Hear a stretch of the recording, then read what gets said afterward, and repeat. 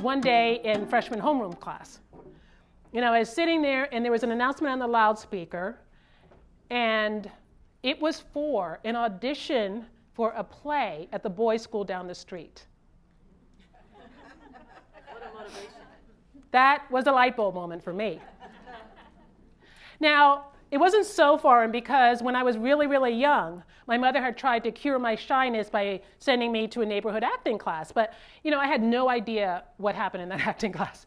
But what happened probably gave me some inspiration to think that acting could be my ticket out of Shyville. So I decided right then and there that I was going to audition for this play. And I also decided that I wasn't going to tell anybody, because I somehow instinctively knew that that audition could change my life. And I was afraid that if I told somebody, I might not go.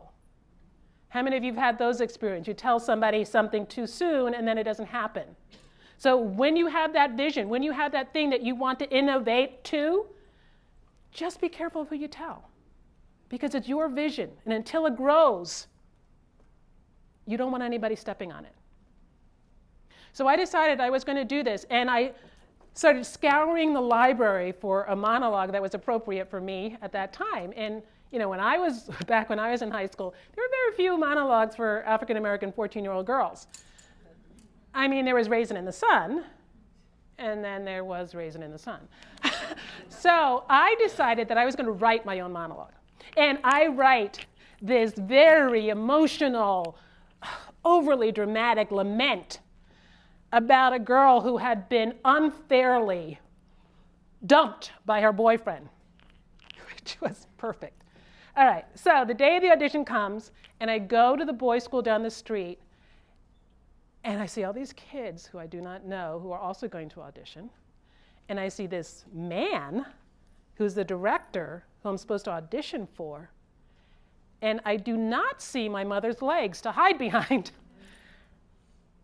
But, you know, I was ready.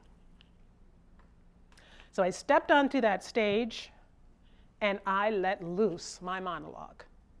And it was an out-of-body experience. I feel like every emotion that I'd been suppressing for the last 14 years of my life, I dumped right there on the stage.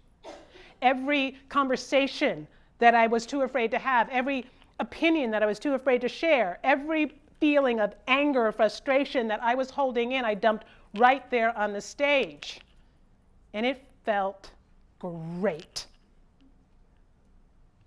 And I ask you, if you were holding on to any frustrations or anger or anything about any role that has been defining you, find a way to let it out. Find a way. Write your own monologue and shout it to the wind. Write a letter to somebody and rip it up and burn it, because suppressing emotion can be really unhealthy, mentally and physically. And dumping that in that audition was the first step of me stepping into a little bit of a new vision for myself, discovering a tiny role that I could step into. And guess what? I got a part in the play. Yay! And it wasn't an ordinary play, and it wasn't an ordinary part. This director was a hippie leftover. You know, he had this idea to do an avant-garde play called The Infernal Machine by Jean Cocteau.